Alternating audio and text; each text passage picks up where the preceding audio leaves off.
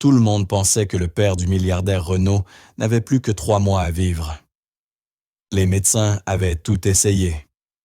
Les traitements avaient échoué et son état empirait chaque jour. Sa famille commençait à accepter cette réalité douloureuse. Mais au moment où tout espoir semblait perdu, une femme récemment engagée dans la maison, une domestique discrète et humble, remarqua quelque chose que personne d'autre n'avait vu. Elle prit un risque, se mit à chercher plus loin et découvrit une possibilité que personne n'avait envisagée. Ce qu'elle trouva allait tout changer. Ce n'était pas seulement une histoire de maladie et de médecine. C'était une histoire de sacrifice d'amour et d'une décision qui allait bouleverser une famille entière. Avant de continuer ce récit, n'oubliez pas de vous abonner à la chaîne et de liker la vidéo. Et laissez un commentaire pour nous dire d'où vous nous regardez, nous aimons le savoir. Renault s'était toujours cru invincible. Il était un milliardaire qui contrôlait de puissantes entreprises, dirigeait des centaines d'employés et avait bâti un empire de ses propres mains. Mais tout changea un mardi matin glacé. Il reçut un appel de l'hôpital parisien où son père âgé subissait des examens. La voix du médecin était calme, mais direct, le père de Renault venait d'être diagnostiqué d'un cancer rare et agressif. Renault resta figé dans son bureau, incapable de parler. Son père avait 78 ans et les médecins estimaient qu'il ne lui restait que quelques mois. Cet homme avait toujours été son pilier, lui offrant conseil, amour et force. La nouvelle le frappa comme un mur. Peu importait l'argent ou le nombre d'entreprises qu'il possédait. À cet instant, il n'était qu'un fils face à la perte de quelqu'un dont il ne pouvait imaginer la disparition. Son cœur se serra, tandis que la réalité du diagnostic prenait forme dans son esprit. Dès qu'il reprit ses esprits, Renault se précipita à l'hôpital pour rejoindre son père. Il se souvenait de tous les moments passés ensemble, les parties de pêche le week-end, les anniversaires fêtés, les longues conversations nocturnes sur la vie et le travail. À présent, tout semblait lui échapper. Les médecins expliquèrent que le cancer était déjà avancé et se propageait rapidement. Pourtant, la famille choisit de se battre avec toutes les ressources possibles. Ils commencèrent par des séances intensives de chimiothérapie, espérant freiner la croissance de la tumeur. Quand cela échoua, ils tentèrent l'immunothérapie. Ensuite, ils inscrivirent son père à des essais cliniques internationaux. Chaque traitement apportait une étincelle d'espoir, mais cet espoir s'éteignait chaque fois que les tests montrèrent l'absence de progrès. Renault investit des millions dans la recherche médicale, engagea des spécialistes venus d'autres pays et explora même des options expérimentales. Il n'était pas prêt à perdre son père. Il avait besoin de plus de temps, de plus de chance, de tout ce qui pouvait retarder l'inévitable. Mais au fond, il craignait qu'il ne fasse que retarder la douleur, pas l'issue. Déjà profondément marqué par la mort de son épouse des années auparavant, Renault sentit cette ancienne blessure se rouvrir. La disparition de sa femme l'avait vidé émotionnellement, et il lui avait fallu des années pour se reconstruire. À présent, cette douleur revenait plus forte encore. Perdre un parent était différent. Son père avait été là depuis le début, quelqu'un qui écoutait, toujours guidait et ne jugeait jamais. Il se retrouva à dormir sur une chaise d'hôpital, tenant la main de son père pendant la nuit.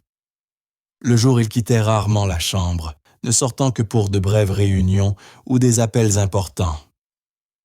Mais même alors, son esprit restait dans cette pièce. Il partageait d'anciens souvenirs avec son père, essayant d'apporter un peu de joie à ses jours difficiles. Il apportait des albums de photos, passait leur musique préférée et riait même avec lui, en se rappelant des moments drôles. Mais derrière chaque sourire, Renault cachait la peur que chaque instant soit le dernier. Il ne cessait de penser au peu de temps qu'il leur restait. Au fil des semaines, les signes de déclin devinrent plus évidents. Son père eut de plus en plus de mal à manger, à se mouvoir et à rester éveillé. Il dormait de longues heures, ne se réveillant que quelques minutes à la fois. Les médecins faisaient de leur mieux pour gérer la douleur, mais il n'y avait plus rien à faire pour stopper la maladie. Renaud observait impuissant l'homme, autrefois si fort, s'affaiblir chaque jour. Il tentait de rester positif, auprès de lui faisant semblant de croire à une amélioration possible. Mais dès qu'il sortait de la chambre, la vérité le frappait de plein fouet. Il pleurait dans les couloirs déserts de l'hôpital, se cachant des infirmières et des autres patients. Il détestait se sentir impuissant. Pour quelqu'un habitué à résoudre les problèmes et à tout arranger avec de l'argent ou de l'influence, c'était une torture. Il n'y avait rien à acheter, aucune faveur à réclamer, aucune décision à prendre pour sauver son père. Jamais il ne s'était senti aussi petit. La relation de Renaud avec son père avait toujours été solide. Ils n'étaient pas toujours d'accord sur les affaires ou la politique, mais il y avait toujours eu respect et amour entre eux. Dans ces dernières semaines, ils parlèrent de tout la vie, les regrets, les rêves, et même la mort. Son père était serein face à son état. Il disait avoir eu une belle vie et qu'il était fier de Renaud. Ces mots brisaient encore plus le cœur de Renaud. Il ne voulait pas de fierté. Il voulait plus de temps. Il voulait une année de plus, une fête de plus, même une simple promenade de plus. Chaque conversation semblait pouvoir être la dernière. Renaud commença à enregistrer certaines de leurs conversations, espérant garder pour toujours la voix de son père. Il nota tout ce qu'ils échangeaient, chaque blague, chaque leçon. Il savait qu'il ne pouvait pas arrêter le temps, mais il essayait de retenir chaque seconde. Être là, écouter et aimer, c'était tout ce qu'il pouvait faire désormais. Même tandis que le corps de son père continuait à s'affaiblir, les journées prirent un rythme silencieux. Les matinées débutaient avec les infirmières, contrôlant les constantes, et Renaud arrivant avec un café fumant et un sourire forcé. Les après-midi étaient remplis de silence, d'histoires et de quelques visites d'amis proches ou de membres de la famille. Les nuits étaient plus dures, longues, chargées d'émotions et de silence, ponctuées seulement par le bip des machines. Renaud dormait rarement chez lui. La chambre d'hôpital était devenue sa nouvelle réalité. Chaque jour apportait plus de signes que la fin approchait. La voix de son père devenait plus faible, et parfois il ne pouvait plus parler du tout, mais Renaud restait là, ne quittant jamais son chevet. Il lui tenait la main même, lorsqu'il était trop faible pour la serrer. Ils parlaient peu désormais, mais être ensemble suffisait. Renaud essayait de ne pas penser à ce qui viendrait ensuite. Tout ce qu'il pouvait faire, c'était rester présent, affronter la réalité et offrir à son père le plus de paix possible. La maladie gagnait et Renaud savait que le temps s'écoulait. Lorsque les médecins s'assirent enfin avec Renaud pour lui dire la vérité, tout sembla s'arrêter. Il n'y aurait plus de traitement, plus d'examens, plus de plan médical. Son père n'avait plus que 3 mois, peut-être moins. Le cancer était trop avancé et se propageait plus vite que prévu. Renaud fut anéanti. Il avait passé des semaines à se battre, dépensant des millions, appelant des experts, poursuivant l'espoir. À présent, il ne pouvait qu'attendre et regarder. Il s'assit en silence dans la chambre d'hôpital, fixant son père endormi. Le silence pesait. Renaud ne savait pas comment lui annoncer la nouvelle. Mais lorsqu'il le fit enfin, la réaction surprit tout le monde.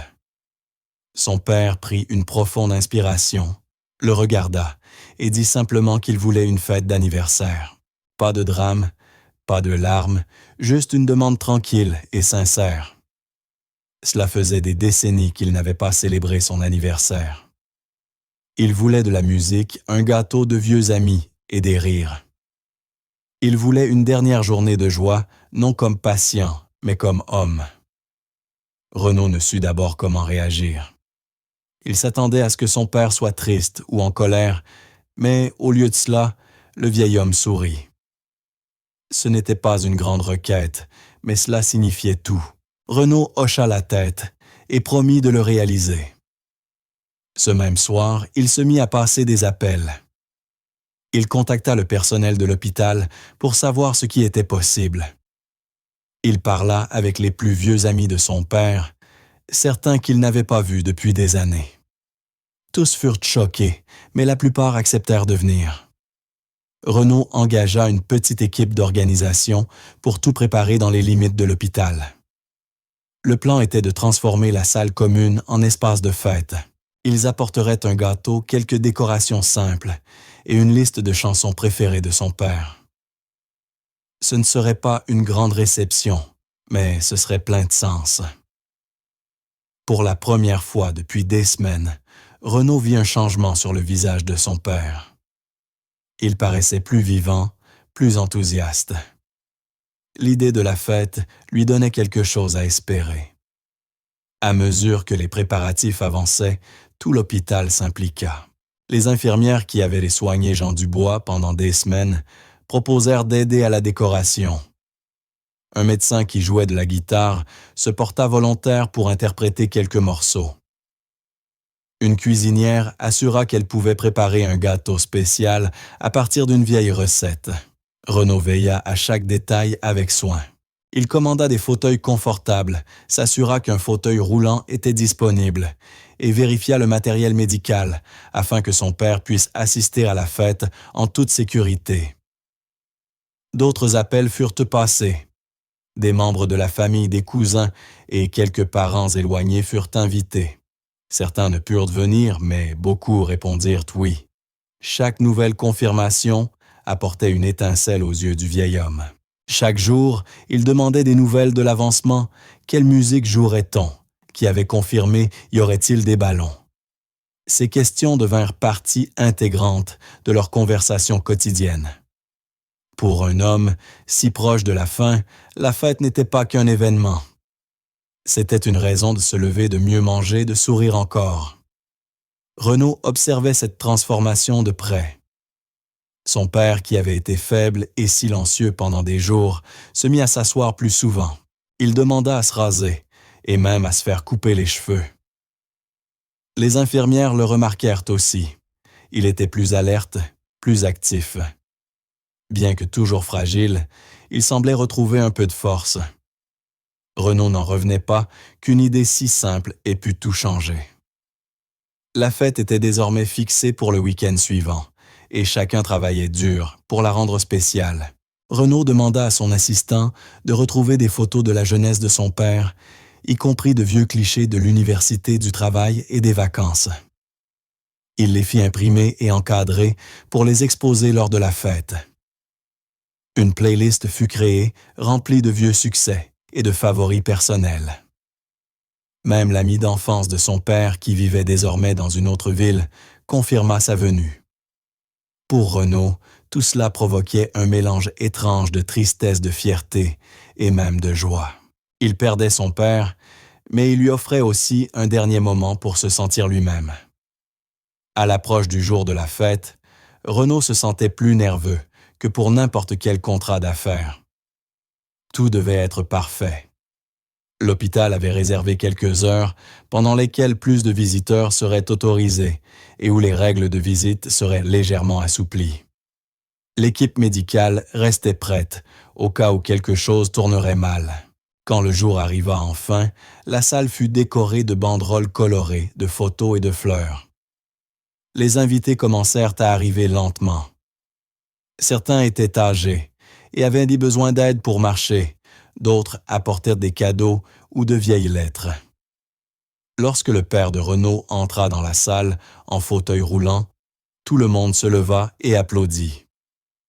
Il regarda autour de lui, sourit largement et laissa même échapper un petit rire. Les gens l'embrassèrent, partagèrent des souvenirs et prirent des photos. La musique jouait doucement en arrière-plan. Il y avait des rires. Il y eut quelques larmes, mais surtout une chaleur bienveillante. Pendant quelques heures, on n'avait plus l'impression d'être à l'hôpital, mais à une véritable fête de famille. Et au centre de tout cela se trouvait l'homme qui ne désirait rien d'autre que de se sentir vivant à nouveau. Pour Renaud, voir son père ce jour-là signifiait tout Toute la douleur, la tristesse et la peur étaient encore là, mais elles ne dominaient plus. Il se concentra sur le sourire de son père, sur la façon dont il serrait les mains de ses vieux amis, sur la manière dont il fermait les yeux en écoutant sa chanson préférée. À un moment, Renaud apporta le gâteau. Tout le monde chanta. Son père ne fit aucun vœu. Il regarda simplement son fils et dit « Merci ». Ce moment resta gravé dans le cœur de Renaud. C'était plus qu'une fête. C'était la preuve que même au milieu de la mort, la vie avait encore quelque chose à offrir. Cette simple demande d'un anniversaire devint un symbole de force et non de faiblesse. Elle rappelait à tous que la joie restait possible, même dans les moments les plus difficiles. Et pour Renaud, c'était une chance d'honorer son père, non seulement avec des mots ou des soins, mais avec quelque chose de réel, un souvenir, un instant de bonheur avant la fin, quelque chose qu'il garderait pour toujours. Au milieu de toute la tristesse et du stress entourant Renaud et son père, il y avait une personne qui ne les quittait jamais, Amélie. Elle travaillait dans la demeure familiale depuis des décennies. Au début, elle avait simplement été engagée pour faire le ménage, s'occuper du linge et aider au repas. Mais au fil des années, elle était devenue bien plus qu'une simple employée. Elle était toujours présente, toujours fiable. Après la mort de l'épouse de Renaud, c'est Amélie qui avait pris le relais. Elle lui préparait à manger quand il n'avait pas d'appétit, lui rappelait de dormir et restait simplement assise en silence quand il ne voulait pas parler. À présent que son père était si malade, son attention s'était naturellement déplacée vers lui. Elle commença à aider le vieil homme chaque jour. Elle l'aidait à se lever, le matin veillait à ce qu'il prenne ses médicaments et lui tenait compagnie pendant les longues visites à l'hôpital. Elle n'attendait pas qu'on le lui demande. Elle faisait simplement ce qui devait être fait, toujours avec calme, soin et respect. Renaud commença à remarquer qu'Amélie faisait plus que quiconque. Il ne s'agissait pas seulement de tâches ménagères ou de coups de main. Elle s'investissait profondément. Chaque fois que les infirmières partaient, Amélie restait. Elle savait calmer son père quand il s'agitait. Elle préparait ses soupes préférées, sans qu'on le lui demande. Parfois, elle lui lisait des histoires quand il était trop fatigué pour tenir un livre. D'autres fois, elle restait simplement assise, en silence, lui tenant la main. La nuit, quand tout le monde rentrait chez soi, elle demeurait dans la chambre d'hôpital dormant, sur une chaise juste pour rester proche. Renaud ne lui avait jamais demandé tout cela. Cela venait de son propre cœur. Un soir, il la remercia, et elle se contenta de sourire en disant « Il a besoin de moi ». Il devint évident pour Renaud que le lien entre Amélie et son père allait bien au-delà du devoir. Elle tenait à lui, non pas parce que c'était son travail, mais parce qu'elle voulait vraiment être là pour lui. L'histoire d'Amélie n'était pas connue de beaucoup. Elle parlait peu de son passé, mais un soir, assise aux côtés de Renaud, dans un moment de calme, elle finit par le partager. Quand elle était jeune, elle avait une sœur très malade. Leur famille n'avait pas assez d'argent pour payer de bons soins. L'état de sa sœur s'aggrava, et finalement elle mourut. Amélie s'était toujours sentie coupable, même s'il n'y avait rien qu'elle aurait pu faire. Cette perte l'avait marquée pendant des années. Elle changea sa façon de voir le monde. Elle fit alors une promesse silencieuse. Si un jour elle avait la chance d'aider quelqu'un à nouveau, elle ne s'en détournerait jamais. Voilà pourquoi elle était comme elle était aujourd'hui. Renaud écouta attentivement. Soudain, tout prit sens, la manière dont Amélie s'occupait de son père, le fait qu'elle ne se plaignait jamais, qu'elle donnait tout ce qu'elle avait pour aider. Ce n'était pas seulement de la gentillesse, c'était quelque chose de profondément personnel. Renaud commença à considérer Amélie comme un membre de la famille, pas seulement comme une employée. Il réalisa tout ce qu'elle avait accompli, pas seulement maintenant, mais depuis des années. Elle avait maintenu la famille unie lorsque tout s'effondrait. Il se souvint de la façon dont elle était restée après les funérailles de son épouse, organisant les repas, réconfortant les invités et veillant discrètement au bon déroulement de tout. À présent, elle faisait la même chose pour son père. Chaque jour, elle arrivait tôt, repartait tard, et veillait à ce qu'aucun détail ne soit oublié. Les médecins et les infirmières commencèrent à compter sur elle également. Ils lui demandaient souvent des précisions sur de petites choses qu'ils avaient pu manquer, ce que son père avait mangé, s'il avait eu mal, comment était son humeur. Amélie connaissait toujours la réponse. Elle était plus qu'une aide-soignante. Elle était un lien vivant entre la famille et l'hôpital, veillant à ce que la dimension émotionnelle des soins ne soit jamais négligée. Renaud lui faisait entièrement confiance et se sentait moins seul en sachant qu'elle était là. Pour le père de Renaud, Amélie devint une véritable bouée de sauvetage. Il n'avait pas besoin de lui expliquer quoi que ce soit. Elle savait déjà ce qu'il désirait, avant même qu'il ne le dise. Lorsqu'il était trop fatigué pour parler, elle lui apportait une serviette chaude ou ajustait son oreiller. Quand il souffrait, Amélie posait doucement la main sur son épaule pour le rassurer. Parfois, elle plaisantait et il esquissait un léger sourire. Ce petit sourire valait tout pour chacun. Un après-midi, Renaud les trouva tous deux en train de regarder une vieille émission de télévision. Son père paraissait plus détendu qu'il ne l'avait été depuis des jours. C'était un moment qui ne nécessitait aucun mot. Amélie apportait un réconfort qu'aucun autre ne pouvait offrir. Ce n'était pas une question de formation médicale ni de soutien officiel. C'était une question de présence de savoir que quelqu'un était vraiment là pour vous. Elle ne demandait pas de remerciements. Elle n'attendait pas d'éloges. Pour elle, c'était quelque chose qu'elle devait faire. Cela faisait partie de la personne qu'elle était devenue. Avec le temps, Renaud comprit une chose essentielle.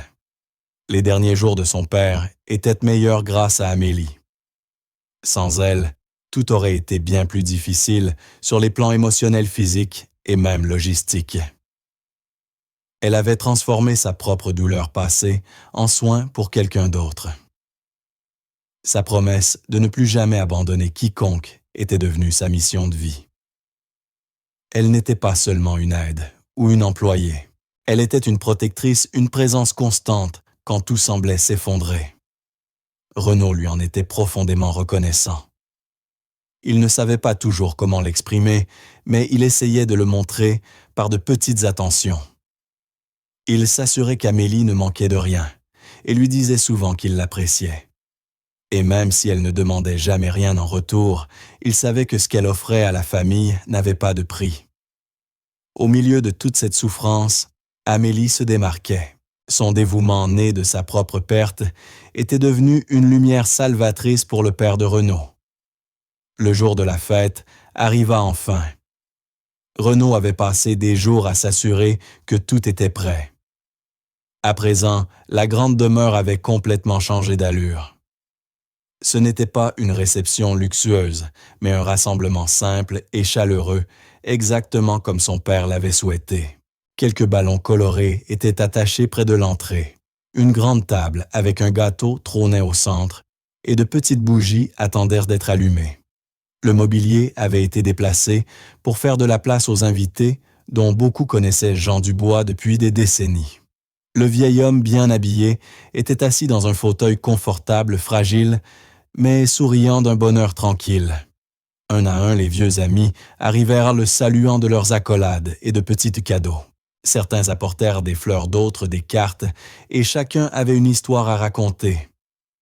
La pièce se remplit de rires, de musique douce et de voix familières. Pendant un instant, la demeure ne fut plus un lieu d'inquiétude, mais de célébration. Amélie était là depuis tôt le matin, veillant à chaque détail. Elle s'assura que le gâteau était en place, que les boissons étaient prêtes et que les invités étaient accueillis. Elle se déplaçait discrètement dans la salle, vérifiant l'état de Jean, toutes les quelques minutes, ajustant sa couverture, lui offrant de petites bouchées, s'assurant de son confort.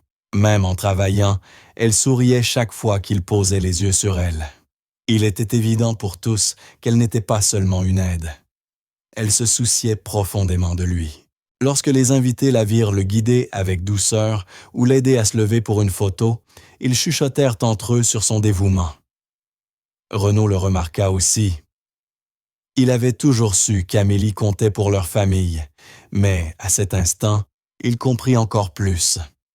Elle n'était pas seulement du personnel, elle faisait partie de leur vie. Son père, qui avait été fatigué et faible ces dernières semaines, semblait plus vivant qu'il ne l'avait été depuis des mois, en partie grâce à sa présence constante. La fête se poursuivit avec de petits moments pleins d'émotions. Les vieux amis racontèrent des histoires du passé, certaines drôles, d'autres émouvantes. Les rires se mêlèrent à quelques larmes au fil des souvenirs. Jean écoutait parlant, parfois doucement, parfois se contentant de sourire en tenant la main de quelqu'un. Le gâteau fut enfin apporté, et tout le monde chanta. Il ferma les yeux un instant, mais ne fit pas de vœux. Il regarda plutôt autour de lui, vers tous ces visages. Amélie se tenait tout près, une assiette à la main, prête à servir les parts aux invités. Elle s'assura qu'il ait la première part. La musique jouait doucement en arrière-plan de vieilles chansons qu'il aimait dans sa jeunesse. Pendant un moment, la maladie sembla s'effacer. La pièce respirait la vie, non la mort. Renaud recula un instant pour contempler la scène. C'était exactement ce que son père avait demandé, et le voir si heureux donna à Renaud une paix qu'il n'avait pas ressentie depuis longtemps. Mais alors, au milieu de toute cette joie, quelque chose d'inattendu se produisit. Son père tendit la main et prit celle d'Amélie. Il la serra fermement, comme pour puiser de la force en elle. La pièce devint plus silencieuse, tandis que les gens remarquèrent le geste. Amélie le regarda incertaine de ce qu'il voulait dire. Il se pencha légèrement et d'une voix faible mais claire demanda « Je vais vivre encore ma fille ». Il ne l'appela pas Amélie, ni mon aide, mais ma fille, comme si à cet instant, elle était la seule personne capable de lui dire la vérité. La question figea tout. Les conversations cessèrent. La musique ne comptait plus. Ce n'était pas seulement une question de temps. C'était un appel à l'assurance, à l'espoir. Les yeux d'Amélie se remplirent de larmes, mais elle ne les laissa pas couler.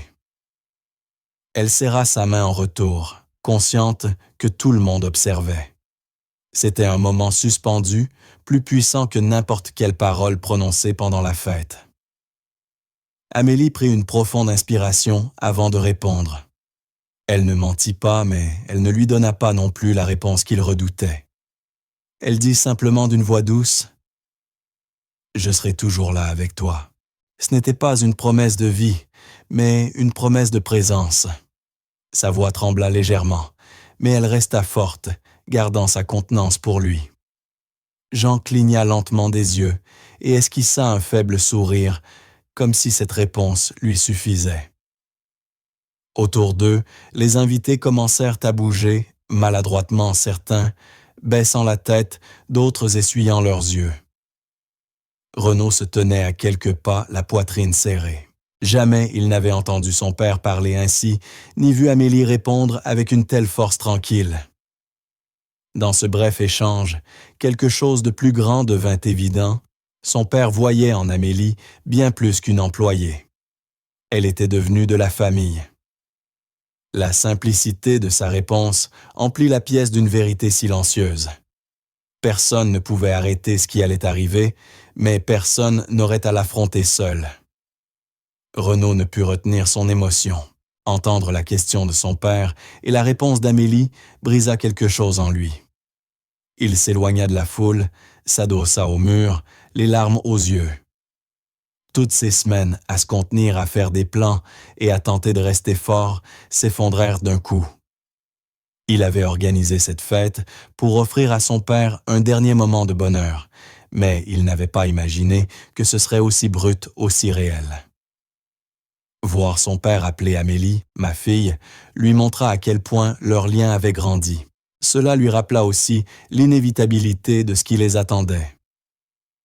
Il s'essuya rapidement le visage, ne voulant pas que son père le voie pleurer, mais c'était trop tard. Le moment avait déjà traversé tous les cœurs dans la pièce. La musique reprit doucement. Les conversations reprirent, mais Renaud resta immobile, partagé entre la fierté et le chagrin. Au milieu de la chaleur de la fête, la question calme de son père et la promesse d'Amélie avaient tout changé pour lui. Cette nuit-là, après la fête, Amélie ne put pas dormir. Allongée dans son lit, elle fixait le plafond repensant aux mots de Jean. « Je vais vivre encore ma fille ». Sa voix résonnait dans sa tête comme une alarme.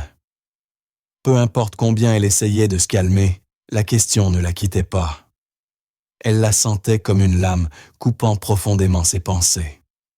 Elle avait vu beaucoup de gens passer par la douleur au cours de sa vie, mais cette fois, c'était différent.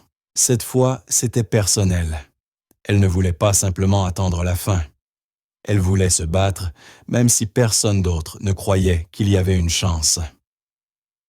Elle alluma son vieil ordinateur portable, qui mit plusieurs minutes à démarrer. Assise à la table de la cuisine, elle commença à chercher des traitements possibles. La plupart des options étaient celles que Renaud avait déjà essayées. Mais soudain, quelque chose de nouveau apparut, une greffe de foie, avec donneur vivant. C'était rare et risqué, surtout pour quelqu'un de l'âge de Jean. Pourtant, cela lui donna de l'espoir. Amélie lut tout ce qu'elle put trouver. Les articles parlaient des risques d'une opération chez les patients âgés, des conditions strictes exigées et du faible nombre de réussites. Malgré tout, quelques récits ressortirent des patients plus âgés ayant survécu grâce à un donneur vivant. Le donneur devait correspondre en groupe sanguin et en taille de foie. Ce n'était pas courant, mais ce n'était pas impossible non plus. En faisant défiler l'écran, elle se demanda si c'était quelque chose qu'elle pouvait faire. Elle n'était plus jeune, mais elle était en bonne santé. Et surtout, elle était prête. Elle ne voulait pas regarder Jean s'éteindre en sachant qu'elle aurait pu tenter quelque chose. Le lendemain matin, sans rien dire à personne, elle passa un appel à une clinique privée de Paris. Elle expliqua qu'elle voulait tester sa compatibilité pour un don de foie. On lui donna un rendez-vous pour le lendemain. Elle prit le bus tôt le matin et entra seule dans la clinique. Les médecins furent surpris par sa demande. Ils posèrent beaucoup de questions. Qui était le patient? Pourquoi la famille n'était-elle pas impliquée? Comprenait-elle les risques? Amélie répondit clairement à tout. Elle expliqua qu'elle voulait le faire d'elle-même, sans en parler à la famille, du moins pour l'instant. Elle ne voulait pas donner de faux espoirs, ni créer de conflits avant d'avoir une réponse réelle. Les médecins acceptèrent, mais lui firent signer des formulaires confirmant qu'elle comprenait le danger pour sa propre santé. Elle n'avait pas peur. Elle avait déjà pris sa décision. Au cours des jours suivants, elle subit une série complète de tests médicaux, prise de sang, imagerie, évaluation physique et entretien psychologique. C'était épuisant. Elle devait toujours travailler dans la demeure, s'occuper de Jean et faire semblant que tout était normal. Personne ne remarqua ses allers-retours à la clinique. Personne ne vit l'inquiétude derrière son visage calme. Elle garda le secret pour elle, concentrée uniquement sur son objectif, l'aider à vivre. Une semaine plus tard, elle reçut un appel de la clinique. Son cœur battait vite quand elle décrocha. La voix du médecin était calme, presque trop calme, lorsqu'il expliqua les résultats. Assise au bord de son lit, elle serra le téléphone. Elle était parfaitement compatible. Groupe sanguin, fonction hépatique, taille, tout correspondait. C'était rare, mais c'était réel. Pendant quelques secondes, Amélie ne put parler. Puis les larmes vinrent. Elle pleura doucement seule dans sa chambre, non par peur, mais sous le poids de ce qu'elle venait d'apprendre. Elle détenait désormais la possibilité de sauver sa vie. Ce n'était pas une garantie. Il restait de nombreux risques, mais c'était quelque chose de concret, quelque chose que personne d'autre n'avait pu offrir. Lorsque l'enveloppe contenant les résultats arriva par la poste le lendemain, elle la contempla longuement avant de l'ouvrir. Elle lut chaque mot avec attention, puis plia la feuille et la rangea dans un tiroir hors de vue, mais pas hors de son esprit. Amélie ne savait pas comment en parler à Renaud. Elle craignait qu'il ne refuse surtout s'il pensait que cela mettrait sa santé en danger. Mais pour elle, il ne s'agissait pas de danger. C'était une question d'amour et de gratitude. Depuis des années, le père de Renaud était comme de la famille pour elle. Il lui avait toujours montré respect, gentillesse et confiance, même lorsque d'autres ne la voyaient qu'en tant qu'employée. Au fil du temps, il était devenu une figure paternelle. Et quand il l'avait appelée « ma fille » lors de la fête, elle avait senti quelque chose de profond se déplacer en elle. Ce mot signifiait tout. Elle se souvint de sa propre sœur, celle qu'elle avait perdue jeune, et de l'impuissance qu'elle avait ressentie en ne pouvant la sauver. Elle s'était promis de ne plus jamais revivre cela. Cette fois, elle pouvait agir. Cette fois, elle pouvait faire la différence. Elle garda cette pensée en elle chaque jour en s'occupant de Jean, cachant la vérité dans son cœur en attendant le bon moment pour parler. Elle n'avait pas peur de donner une part d'elle-même. L'enveloppe contenant les résultats resta cachée dans son tiroir. Mais chaque soir, Amélie la ressortait. Elle l'ouvrait, lisait les mots « donneuse compatible » et la refermait. Elle pensa à prévenir Renaud de nombreuses fois, mais s'arrêtait toujours. Le moment ne semblait jamais approprié. Parfois, il était trop stressé, parfois trop fatigué, d'autres fois, elle doutait d'elle-même. Et si l'opération échouait, et s'il la blâmait, si quelque chose tournait mal. Malgré tout, sa décision demeurait claire dans son esprit. Elle ne faisait pas cela par culpabilité ou par devoir. Elle le faisait parce qu'elle aimait cet homme comme de la famille. Il lui avait offert une place dans sa maison et plus important encore dans son cœur. À présent, elle était prête à lui rendre quelque chose. Cette nuit-là, après avoir vérifié l'enveloppe une dernière fois, elle ferma les yeux et se murmura « Je suis prête ». Elle ne savait pas ce que Renaud dirait, mais elle savait ce qu'elle avait à faire. Elle n'était plus seulement une employée. Elle était quelqu'un prêt à donner la vie. Amélie entra à l'hôpital avec les résultats de tests dans son sac et une expression déterminée. Elle avait passé des jours à se préparer à ce moment. Après toutes les nuits blanches, les préparatifs silencieux et les examens discrets, elle était enfin prête à parler. Elle demanda à rencontrer l'équipe de transplantation. Assise en face d'un médecin, elle ouvrit l'enveloppe et expliqua calmement qu'elle était parfaitement compatible pour donner une partie de son foie. Elle dit qu'elle comprenait les risques et qu'elle était entièrement disposée à subir l'opération. La pièce resta silencieuse. Le médecin lut les résultats, puis la regarda avec sympathie, mais fermeté. « Je suis désolé, dit-il. La loi n'autorise pas les dons d'organes vivants, sauf si le donneur est un proche parent ou un membre légal de la famille. » Amélie resta figée. Elle expliqua combien Jean signifiait pour elle. Cela ne changea rien. Les règles étaient les règles. L'hôpital ne pouvait pas aller plus loin. Son espoir s'effondra instantanément, remplacé par la frustration et la tristesse. Elle quitta l'hôpital en silence. Le dossier contenant les résultats semblait plus lourd dans ses mains. Lorsqu'elle revint à la demeure, elle alla directement dans sa chambre, s'assit sur le lit et pleura doucement. Plus tard dans la nuit, elle ne put plus garder le secret et raconta tout à Renaud.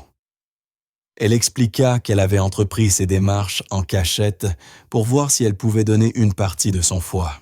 Elle décrivit comment elle était parfaitement compatible, comment elle croyait que cela pouvait marcher, et comment l'hôpital avait refusé parce qu'elle n'était pas légalement membre de la famille. Renaud la fixa complètement stupéfait. D'abord, il ne sut pas comment réagir. Puis son visage pâlit et la panique s'empara de lui. « Amélie, non, dit-il fermement. Tu ne peux même pas y penser. » Il lui rappela qu'il avait déjà perdu sa femme et que son père était déjà mourant. S'il arrivait quoi que ce soit à Amélie, il ne pourrait le supporter. Il la supplia d'arrêter avant d'aller trop loin.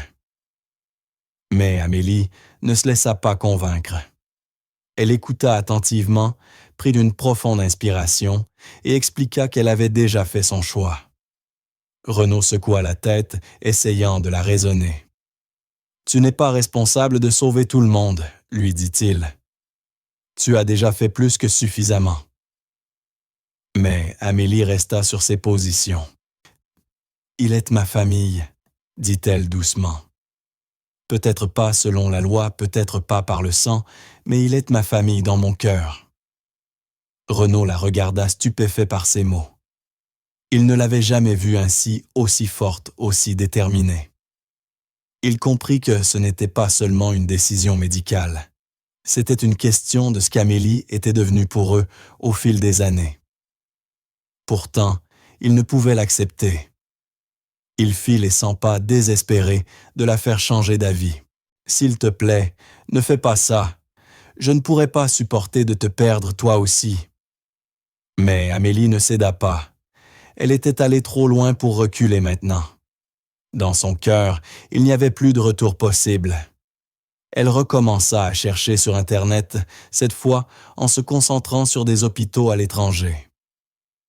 Elle savait que ce serait risqué, coûteux et compliqué, mais elle ne pouvait pas abandonner. Ses nuits furent remplies d'appels d'e-mails et de recherches. Elle contacta des cliniques et des centres de transplantation à travers l'Europe et l'Asie. La plupart donnèrent la même réponse, ils suivaient les mêmes règles que la France. Quelques-uns ne répondirent même pas. Puis un jour, elle reçut une réponse d'un médecin d'une petite clinique à l'étranger. Le message était court mais prometteur. Le médecin proposa un appel téléphonique. Lorsqu'ils parlèrent, Amélie expliqua tout son lien avec le patient, ses résultats d'examen et sa frustration face au système.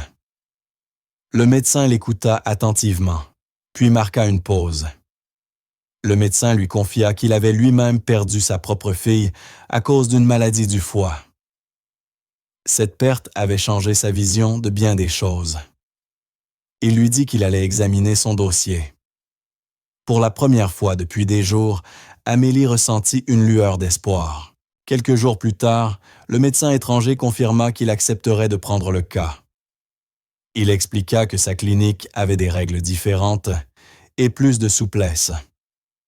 Tant qu'elle passait quelques examens supplémentaires et signait une déclaration de prise de risque, il pourrait programmer la transplantation. Amélie resta un instant sous le choc, puis se mit à pleurer cette fois de soulagement. Elle savait que rien n'était gagné. Le chemin restait plein de risques, le voyage, l'opération, la convalescence. Tout serait difficile. Mais désormais, elle avait quelque chose qu'elle n'avait pas eu auparavant, une véritable chance. Elle garda la nouvelle pour elle encore quelques jours, incertaine de la réaction de Renaud. Lorsqu'elle lui annonça enfin, il fut d'abord furieux. « Tu vas quitter le pays pour ça ?» demanda-t-il. Mais après une longue discussion pleine de larmes et de silence, il comprit qu'elle ne changerait pas d'avis. Il ne s'agissait pas seulement de sauver une vie. C'était une question d'amour, de devoir et d'une promesse qu'elle s'était faite depuis longtemps. Ainsi, le plan commença à se mettre en place. Une mission discrète, risquée et chargée d'émotions qui pouvait tout bouleverser. Amélie travailla en silence, préparant les documents de voyage, rassemblant les dossiers médicaux et veillant à chaque étape. Elle ne partagea que le strict nécessaire et garda le reste pour elle, afin de protéger Renaud d'un stress supplémentaire. Le médecin à l'étranger continua de la guider tout au long du processus. Chaque étape semblait plus lourde que la précédente, mais Amélie ne recula pas. Elle savait qu'il ne s'agissait pas seulement d'une procédure médicale. C'était son dernier acte d'amour pour un homme qui l'avait traité comme sa propre fille. Renaud finit par cesser de vouloir l'en dissuader. À la place, il promit de la soutenir de toutes les manières possibles. La grande maison devint plus silencieuse à mesure que le jour du départ approchait. Personne d'autre ne savait ce qui allait se passer. Juste quelques personnes, une décision et une chance qui pouvaient se solder par la guérison ou le chagrin. Mais Amélie avait fait son choix et elle était prête. Renaud quitta la France pour un court voyage d'affaires. Ce devait être seulement 4 jours, une visite rapide pour conclure un accord en Allemagne. Il hésita presque à partir inquiet de laisser son père même pour quelques jours. Mais Amélie l'encouragea, affirmant que tout irait bien. Au fond, elle savait que c'était sa seule chance. Dès que l'avion de Renaud décolla, elle se mit au travail. Elle contacta le médecin à l'étranger pour confirmer leur arrivée. Elle rassembla les documents qu'elle avait soigneusement préparés, certains authentiques, d'autres ajustés pour voyager sans question. Puis elle prépara discrètement un petit sac pour elle et un autre pour Jean. Il contenait des vêtements, des médicaments, les dossiers médicaux et tous les papiers exigés par la clinique étrangère. Elle organisa un transport privé pour les conduire directement à l'aéroport. Jean ne comprit pas complètement ce qui se passait, mais lorsqu'Amélie lui expliqua qu'ils allaient quelque part pour l'aider, il ne protesta pas. Il lui faisait totalement confiance et la suivit sans résistance. Ils arrivèrent à la clinique internationale tard dans la soirée. Le personnel les attendait déjà. Tout avait été préparé pour une admission discrète.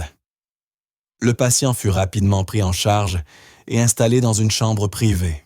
Amélie resta à ses côtés, répondant aux questions médicales et vérifiant les derniers formulaires de consentement. Les médecins lui rappelèrent d'une fois encore les risques. Elle hocha la tête. Elle avait déjà fait la paix avec sa décision. Cette nuit-là, elle dormit à peine. Elle veilla sur lui et s'assura qu'il restait calme.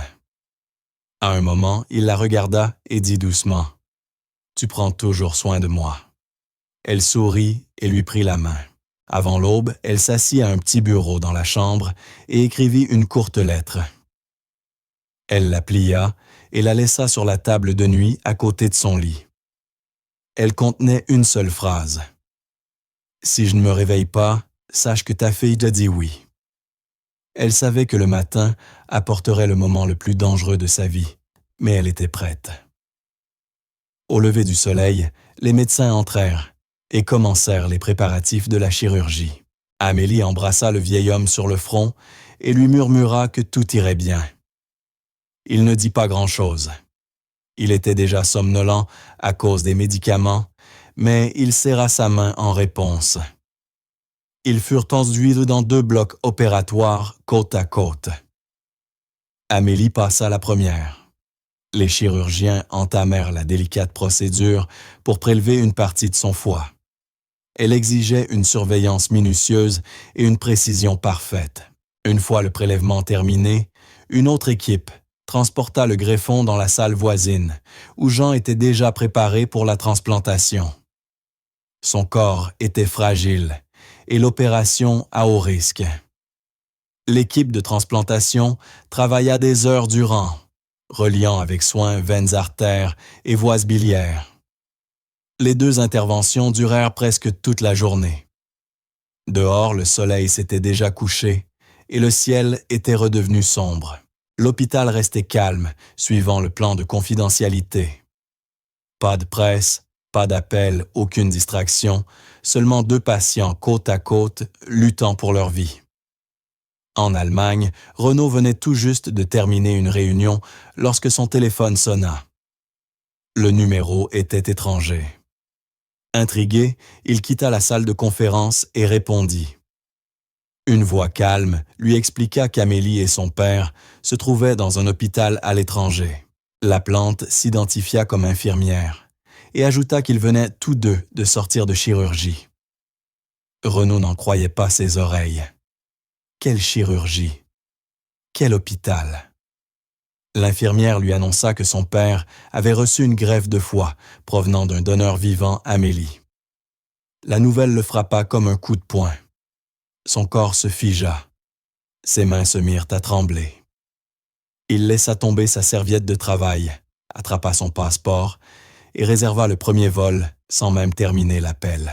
À l'aéroport, il ne se soucia pas des files d'attente, ni des formalités.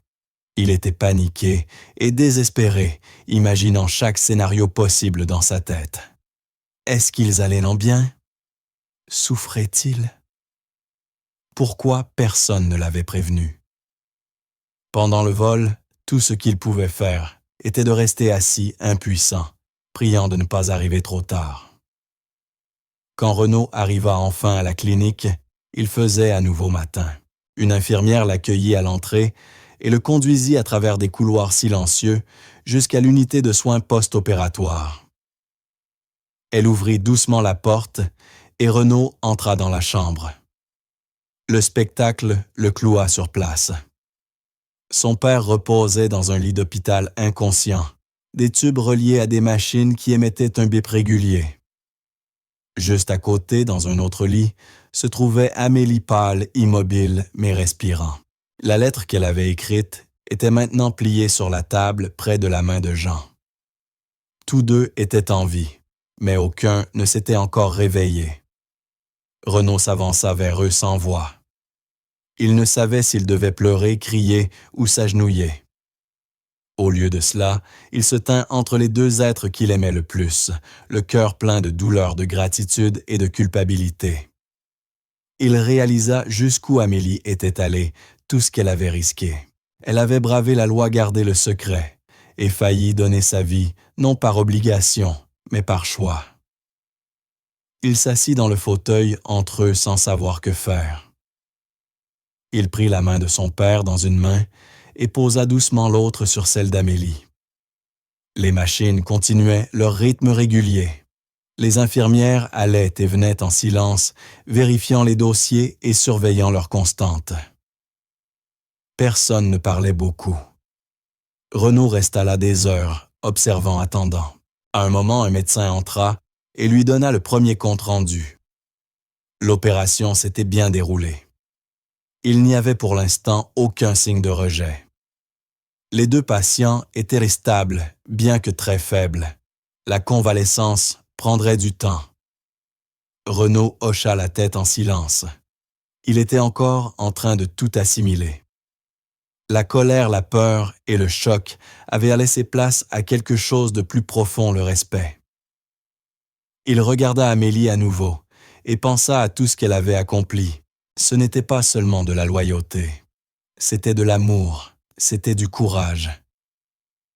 Et désormais, ils étaient liés pour toujours. Pas par le sang ni par un contrat, mais par un choix.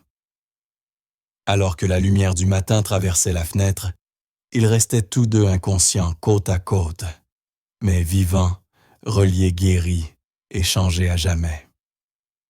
Renaud s'assit entre les deux lits d'hôpital, toujours en train de réaliser l'ampleur de ce qui s'était passé. Son père était inconscient, mais stable. Amélie, dans le lit voisin, demeurait sous sédation, son corps affaibli par la lourde chirurgie. Les machines continuaient de biper, preuve que tous deux étaient en vie. Mais lorsque Renaud lut la note qu'Amélie avait laissée, « Si je ne me réveille pas, sache que ta fille a dit oui », il s'effondra complètement. Il pleura longuement, incapable de se retenir. Le poids de ce qu'elle avait fait l'atteignit pleinement.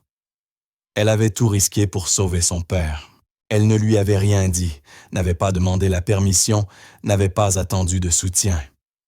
Elle avait simplement agi. Sa décision venait de l'amour, pas du devoir. Les médecins passaient et hochèrent la tête avec respect. Les infirmières contrôlaient les constantes, mais lui laissèrent de l'espace. Les instants silencieux entre les bips et les pas feutrés étaient chargés d'émotions. Renaud resta à leur côté, lisant la même lettre encore et encore, sachant qu'aucun mot ne pourrait jamais la remercier pour ce qu'elle avait fait. 2 jours passèrent, et Renaud quitta à peine la chambre, ne sortant que lorsque c'était absolument nécessaire. Les infirmières lui apportèrent de la nourriture, mais il mangeait à peine. Puis le 3e jour, quelque chose changea. Son père commença à bouger. D'abord de petits gestes, un frémissement de la main, un léger mouvement de tête. Puis ses yeux s'ouvrirent à moitié. Renaud se leva aussitôt et appela l'infirmière.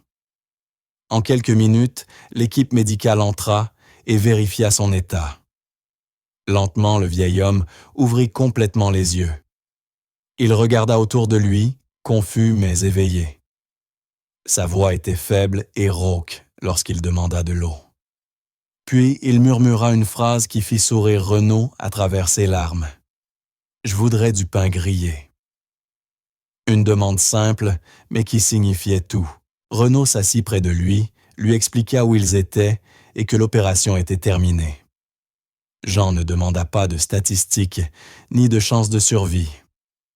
Il demanda « Où est Amélie ?» Renaud tourna les yeux vers l'autre lit. « Elle se repose, » dit-il doucement. « Elle se bat encore. » L'opération l'avait beaucoup éprouvé, et les médecins ne voulaient pas précipiter le processus. Son foie allait se régénérer naturellement, mais il avait besoin de temps, tout comme le reste de son corps. Renaud lui rendait visite chaque heure. Il lui tenait la main, lui racontait des histoires et lui donnait des nouvelles, même si elle ne pouvait pas répondre. Le personnel de l'hôpital commença à parler d'elle. Des infirmières d'autres services passaient pour voir la femme qui avait donné une partie d'elle-même pour sauver un vieil homme. Certaines avaient les larmes aux yeux. Les médecins en parlaient doucement dans les couloirs, partageant l'histoire avec émotion. Une infirmière apporta des fleurs et les déposa près de son lit. Le respect pour Amélie grandissait chaque jour. Elle n'était plus seulement la gouvernante. Elle était une héroïne aux yeux de tous ceux qui entendaient son histoire. Mais malgré l'admiration, Renaud restait concentré sur une chose, la voir s'éveiller, entendre à nouveau sa voix, s'assurer qu'elle revienne. Pendant qu'Amélie dormait, Jean continuait de s'améliorer. Jour après jour, ses forces revenaient. Il mangeait de petits repas, s'asseyait dans son lit et lançait même de petites plaisanteries aux infirmières. Mais la plus grande surprise vint lorsque l'équipe médicale examina les nouveaux résultats. Avant la greffe, le cancer de Jean était agressif et presque impossible à traiter. Son ancien foie compliquait l'efficacité des médicaments. Mais à présent, avec une section saine du foie d'Amélie, soutenant son organisme, le cancer commença à réagir. Les traitements qui avaient échoué auparavant commencèrent à montrer des résultats. Les médecins restaient prudents, mais optimistes. Ils ne parlèrent pas de guérison, mais de progrès. Un combat qui semblait perdu devenait à nouveau possible. Renaud annonça la nouvelle à son père qui sourit faiblement et dit « Alors j'ai encore un peu de temps. » Mais ni l'un ni l'autre n'avaient envie de fêter quoi que ce soit, tant qu'Amélie ne s'était pas réveillée. Son absence laissait un vide dans la chambre. Son nom était sur toutes les lèvres, mais ses yeux restaient éclos. Le 5e jour, juste après le déjeuner, un petit miracle se produisit. Renaud était assis près de son lit, lisant tranquillement lorsqu'il sentit sa main bouger. D'abord, il crut rêver, puis elle bougea de nouveau. Il laissa tomber le livre, se leva d'un bond et appela l'infirmière. L'équipe médicale entra rapidement et commença les vérifications. Lentement, les paupières d'Amélie frémirent. Sa respiration changea légèrement. Elle cligna des yeux, les ouvrit et regarda autour d'elle confuse. Renaud se pencha, un sourire de soulagement aux lèvres. « Tu es de retour », murmura-t-il. Alors, une voix s'éleva du lit voisin douce, mais pleine de joie. « Ma fille est réveillée. » Amélie tourna la tête et le vit. Il était pâle, mais souriant vivant et alerte. Les larmes lui montèrent aux yeux. Elle voulut parler, mais n'y parvint pas. Elle hocha simplement la tête et sourit malgré la douleur. La chambre se remplit d'émotions. Médecins et infirmières restèrent silencieux, laissant l'instant se dérouler. Renaud recula pour leur permettre de se voir, sachant que c'était leur moment. Tous deux avaient traversé le pire. Au fil des jours, la convalescence se poursuivit lentement, mais sûrement. Amélie retrouvait de la force à chaque heure. Son appétit revint, puis sa voix. Les médecins étaient impressionnés par sa détermination.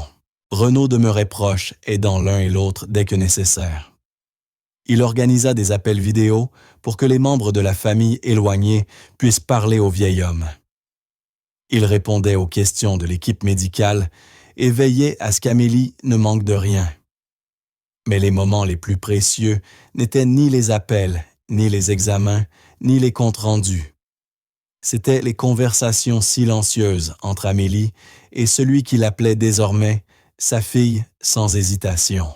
Chaque fois qu'il la regardait, il souriait comme un homme qui avait reçu une seconde vie. Et chaque fois qu'elle le regardait, elle voyait non seulement un patient, mais quelqu'un qu'elle avait choisi de sauver, quel qu'en soit le prix.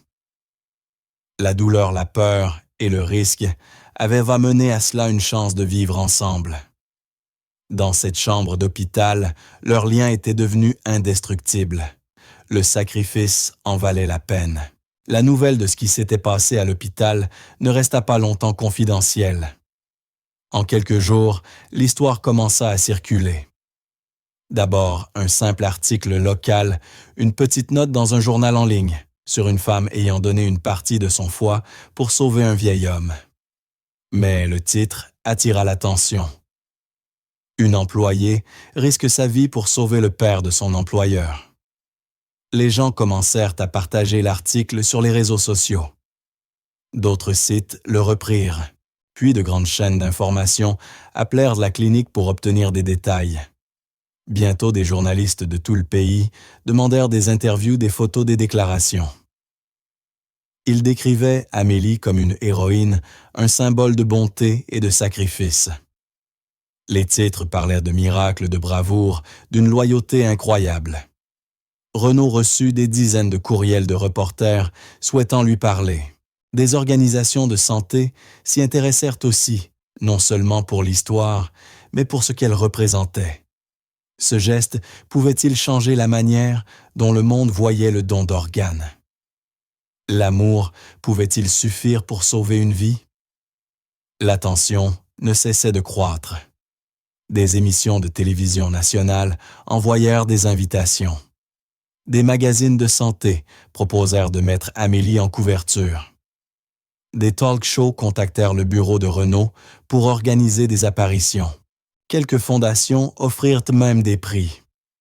Une organisation proposa de financer une bourse complète si elle souhaitait étudier en soins infirmiers ou en médecine.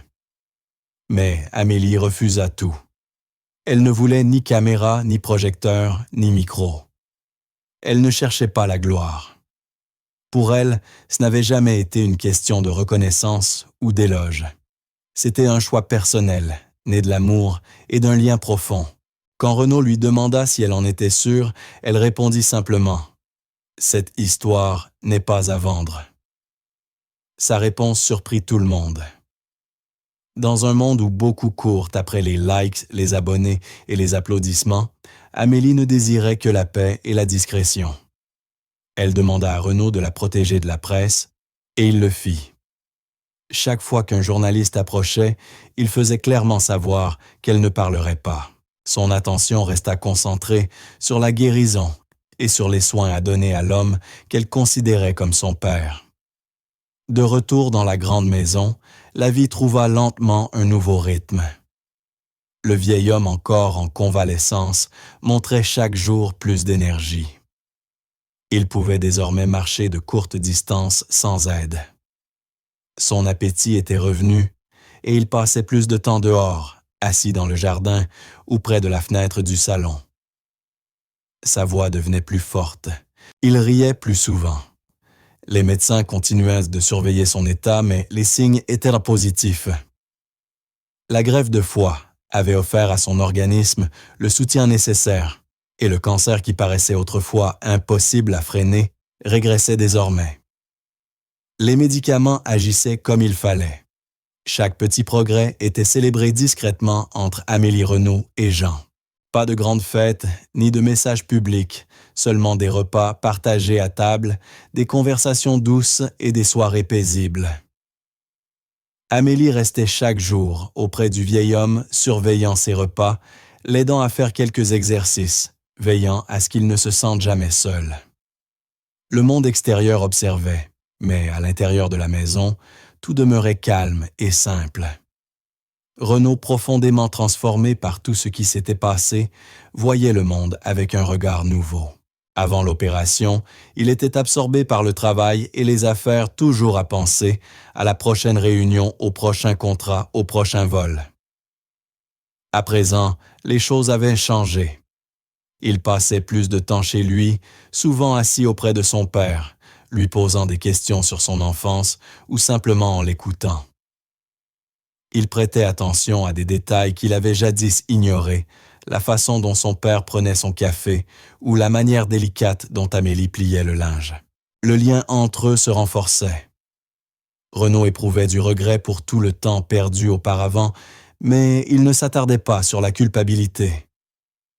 Il cherchait plutôt à savourer chaque moment présent. Il traitait aussi Amélie différemment, sans distance ni formalisme, mais avec le respect et l'affection qu'elle méritait depuis longtemps. Elle n'était plus simplement une employée, elle faisait partie de la famille. Renaud trouvait du réconfort en sa présence, demandant parfois son avis ou appréciant simplement sa compagnie pendant les heures calmes. La demeure elle-même se transforma. Ce qui avait été un espace froid et luxueux devint chaleureux et vivant. Le salon, autrefois silencieux et à peine utilisé, résonnait désormais de conversations de rire et du bruit des assiettes posées pour le dîner. La salle à manger, autrefois formelle et rigide, était devenue un lieu de repas détendu et d'histoires partagées. Même le personnel ressentait la différence, moins de tension, plus de sourire et la sensation que chacun faisait partie de quelque chose de plus grand. Jean passait la plupart de ses matinées près de la cuisine, où il pouvait entendre Amélie s'affairer. Souvent, il l'appelait juste pour parler ou demander du thé, même s'il n'en avait pas vraiment besoin. La maison, autrefois emplie de silence et de routine, était redevenue un véritable foyer. Malgré l'attention médiatique à l'extérieur, personne à l'intérieur ne parlait de célébrité. On parlait de santé, de guérison de famille et de gratitude. Les personnes qui comptaient étaient là vivant chaque jour pleinement et chérissant ce qui importait vraiment. Le monde extérieur continuait de frapper à la porte. Des journalistes attendaient près du portail. Des messages arrivaient sans cesse. Certains envoyaient même des cadeaux, des lettres et des remerciements. Mais Amélie restait exactement la même. Elle ne changeait pas de vêtements pour les caméras. Elle ne portait pas de maquillage et ne répétait aucun discours. Elle évitait les nouvelles et se moquait de ce qui se disait en ligne. Pour elle, le titre qu'elle portait désormais dans son cœur suffisait fille de cœur. C'était le seul qui comptait.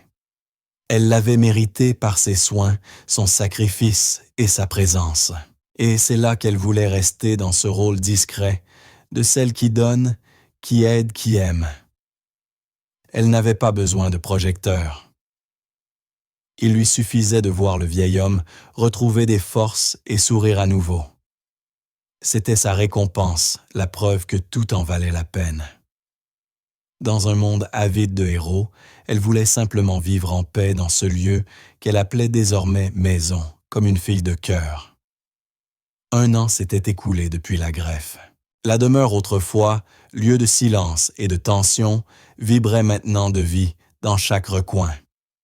C'était le 79e anniversaire de Jean, et la maison était pleine de monde. Amis, voisins et membres de la famille arrivaient tout au long de la journée, apportant des cadeaux, des plats et des accolades chaleureuses. La grande salle à manger avait été décorée avec soin. Des nappes colorées, des ballons, des bougies et des photos de l'année écoulée tapissaient les murs. Au centre, un grand gâteau d'anniversaire attendait le moment où l'on allumerait les bougies. Renaud veillait à ce que tout soit parfait, allant de pièce en pièce accueillant les invités et vérifiant la musique. Des rires résonnait dans les couloirs. Les conversations coulaient naturellement, et les pièces autrefois froides semblaient désormais faire partie d'un véritable foyer. Jean siégeait en bout de table entouré de personnes qui l'aimaient. Ses yeux brillaient de vie. Il ne se contentait plus de survivre. Il vivait. Au fil de la fête, l'atmosphère devint encore plus chaleureuse.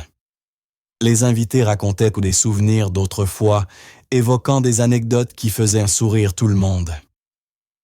Certains n'avaient pas vu Jean depuis des années et furent stupéfaits de le voir en si bonne forme. Il marchait lentement, certes, mais avec assurance. Il mangeait sans aide, lançait quelques plaisanteries et paraissait plus fort que quiconque ne l'aurait imaginé. Les nouvelles médicales avaient été bonnes depuis des mois, mais le voir ainsi en personne rendait les progrès tangibles. Beaucoup étaient surpris, même émus de constater le chemin parcouru. Renaud n'arrêtait pas de filmer. Il capturait des images des invités, riant des plats servis et de son père savourant chaque instant. Il savait que ce n'était pas seulement un anniversaire. C'était la preuve de tout ce qu'ils avaient traversé. Près de la cuisine, Amélie observait calmement vêtue d'une robe simple et d'un sourire paisible. Elle n'aimait pas attirer l'attention, mais elle était fière. Cette célébration n'était pas seulement pour le vieil homme. Elle représentait tout ce qu'ils avaient surmonté ensemble. Plus tard dans la soirée, Renaud demanda l'attention de tous. Il se tint près du gâteau et parla avec sincérité. « Il y a 1 an, nous ne pensions pas arriver à ce jour, dit-il, mais nous y sommes, et c'est grâce au courage, à l'amour et au sacrifice. » Il regarda Amélie en prononçant ces mots. Tous se tournèrent vers elle. Certains applaudirent, d'autres acquiescèrent. Amélie baissa légèrement la tête, ne souhaitant pas être au centre de l'attention, mais son sourire montrait qu'elle appréciait ce moment. Puis vint l'instant attendu, l'allumage des bougies.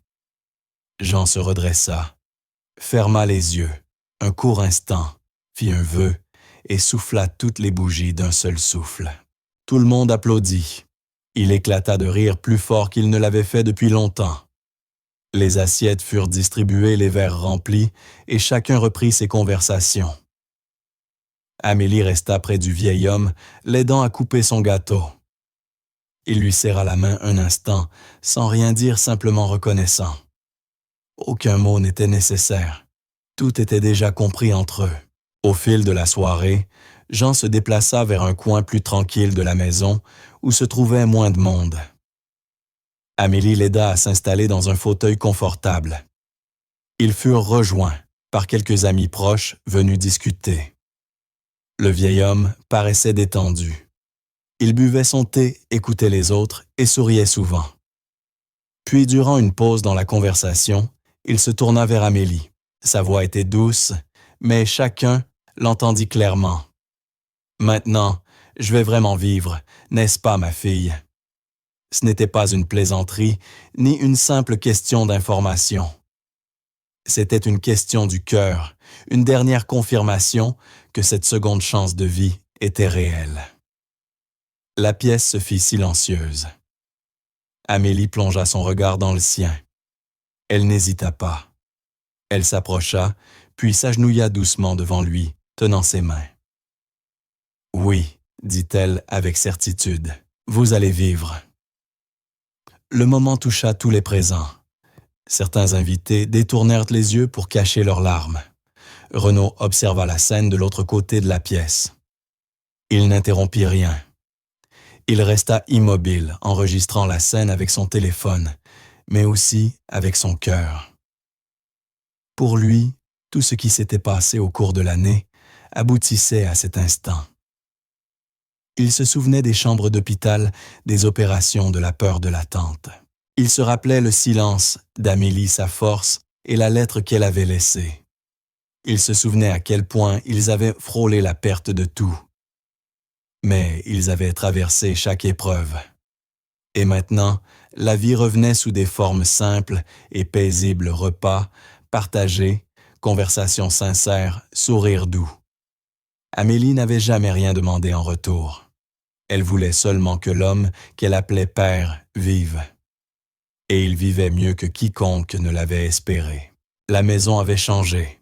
Renaud aussi. Il ne se préoccupait plus des affaires comme avant. Il se souciait des personnes de la présence.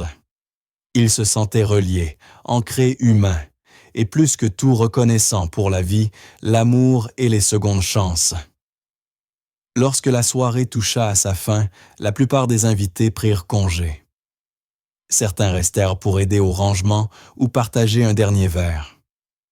Les lumières furent tamisées et la musique s'éteignit dans un doux murmure. Jean demeura assis toujours plein d'énergie, toujours souriant. Amélie se tenait à ses côtés, non comme une employée, mais comme un membre de la famille.